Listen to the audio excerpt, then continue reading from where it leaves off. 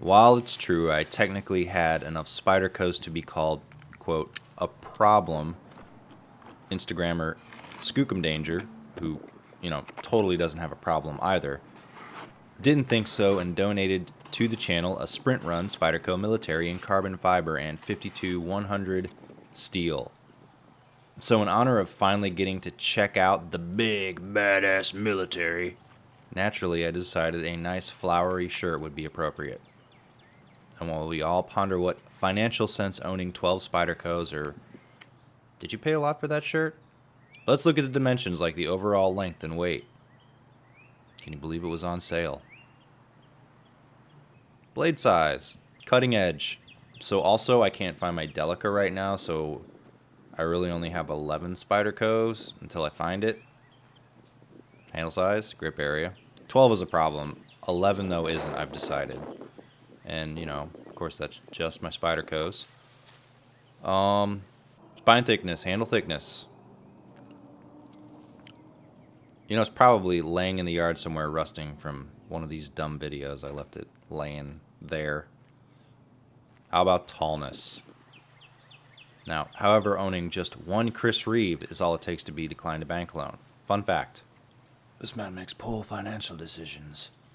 The Spyderco Military is a terrible choice if you'd like a meaningful conversation with an actual person, but a very good choice in a knife because it's fairly lightweight and it's a 4-inch blade. The mainline military uses an S30V steel, but who needs that? And a handle made from G10, but who needs that too?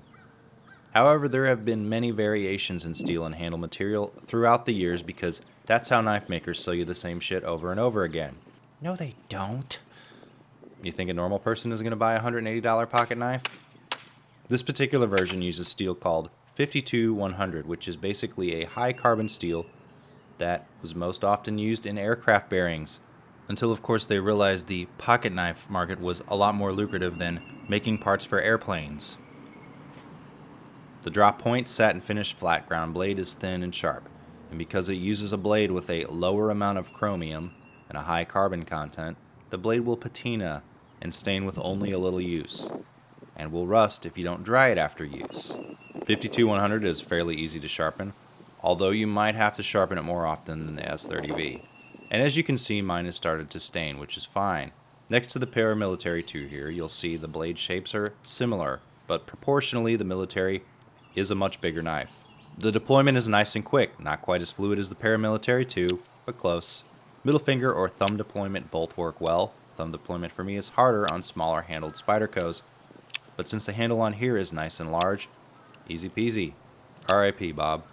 The lockup is handled by a liner lock with finely textured jimping. It's easy to disengage, but a bit of a muddy feel when compared to the compression lock on the Paramilitary 2. D10 is strong with this one, however I can get it to deploy if I fling and pop it at the right time downward. Despite the Military being a 4-incher, its weight is just a hair over 4 ounces. This is due to a few things like not being made by Medford. I feel like I've made that exact joke before. I probably have. But it also has a lot to do with it being a partial stainless steel liner. The partial liner is nested in there just enough to offer a frame for the standoffs and lock to screw onto. The rest of the handle is made out of something called peel ply carbon fiber, which is like regular carbon fiber except an extra boring step has been added to the manufacturing process to give it texture. It feels very similar to the standard G10. I did a real scientific experiment, ones that you're familiar with on this channel. I closed my eyes and couldn't tell the difference between the military's carbon fiber and the Paramilitary 2's G10. Note both of these knives are well used. Now according to the internet, the G10 and carbon fiber version weigh the same, although my Military is 4.09 ounces instead of the whole lot cooler if you did 4.2 ounces on all the product descriptions. The handle is very comfortable and larger than my Paramilitary 2. The grips are sort of similar, although the curves are gentler on the Military. No hot spots or problem areas are found. However, the clip up front on the right side is not repositionable, so it feels a little different in the hand because the clip is in a place that I don't normally carry it. Tip down, blade forward, and the right pocket is the only possibility for this knife. I believe there are left-handed versions of the knife. I didn't research that well, but I think there are. but basically it's not quite deployment ready coming out of the pocket. However, out of the pocket, pocket, it's still an easy one-handed opening. A little over 3/4 of an inch sticks out, letting everyone know you're a knife bro. The clip is nice and springy, has the right amount of give and grip for my preferences. The paint does wear on the pocket clip though. Not that pocket wear on a clip bothers me. It may bother you though, which I'm not really concerned about. Comparisons. First, the military. I really like it a lot. It's a large knife, and it may not be super work-friendly without attracting attention to how tactical you are after work hours. Yeah, I play airsoft. However, a 4-inch blade is just about right for most camp and food prep. Some people may say too large, some people may say too small. And the blade is nice and pointy for piercing. It's an easy knife to bend my 4-ounce or less rule for because it's so light and fidget-friendly. The Paramilitary 2, though, has a more repositionable pocket clip and a faster deployment. So the knife edges it out in fidgetability, an important consideration in functionality, and a more positionable pocket clip. The Para is a little nicer and less flashy in an office setting, or lightly tactical as it's known. Let's look at the Benchmade Crooked River, unless you got a problem with that. This is also a very nice knife. However, I find the Military a bit easier to hold because the handle is grippier and lighter. The added weight of the Crooked River, for my tastes, makes it a little more likely to slip out of my hands, especially when I close it. Now the Endura 4. This one is in cutting edge size between the smaller Paramilitary 2 and the larger Military. Slow deployment, but it's cheaper and it's useful. Okay, one more. The Benchmade fact. The cutting edge on the Military is only a hair longer and the fact is lighter. However, the Military is a more comfortable knife to hold and it has a larger pocket footprint than the fact. All of the knives here are some of my favorites. You can collect them all just like I did, or be smarter and maybe just buy one, because one knife is really all you need. All knives here have large blades and are fairly lightweight. Well, I guess the Crooked River is the heaviest by a bit out of the 5 knives. If you want a stainless blade that requires you to be less diligent about blade care, go with one of the stainless versions of the Military. This one stains about as easily as my grandpa's case sodbuster.